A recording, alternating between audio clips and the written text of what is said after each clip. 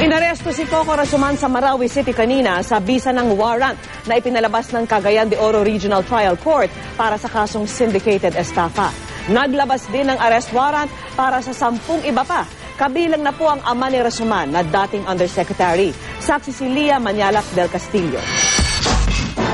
Hindi nanlaban si Jacob Coco Rasuman nang arestuhin ng pulis at NBI sa kanyang bahay sa White House Poblacion sa Marawi City. Si Rasuman ang umano'y leader ng Rasuman Investment Group na nasa likod daw ng isa pang multi-million peso investment scam sa Mindanao. Peaceful naman na nag-give up si Coco Rasuman nung nagpunta doon ng ating mga operatiba at nakuha naman siya ng maayos at walang nangyaring insidenteng masama.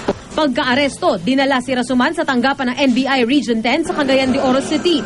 Kasama sa convoy na naghatid sa kanya rito ang 4 na sasakyan ng NBI, 2 sasakyan ng PNP at isang truck na may backup na sundalo. Dito sa NBI Region 10 office, eksklusibong news ang pagsailalim na Rasuman sa medical check-up.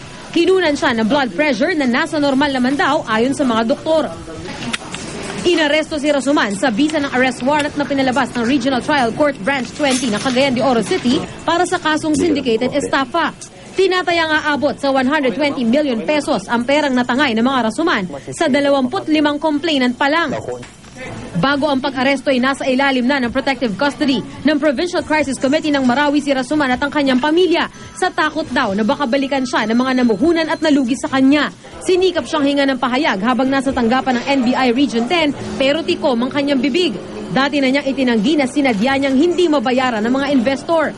Bukod kay Coco Rasuman, naglabas din ng arrest warrant ang korte para sa 10 iba pang sangkot umano sa investment scam. Kabilang dito ang kanyang amang si dating DPWH Undersecretary Bashir Rasuman. Sa investigasyon ng Department of Justice, lumalabas na ipinronta umano ng pamilya Rasuman ang kanilang negosyong NAD Auto Corporation para makahikayat ng mga mamumuhunan. Mismong si dating Yusek Rasuman daw ang nanghikayat sa ilang kaanak na mamuhunan sa kanilang negosyo.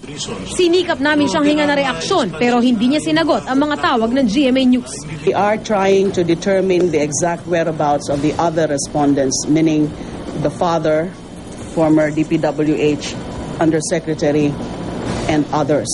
Ako si Lia Manyalak del Castillo, ang inyong saksi.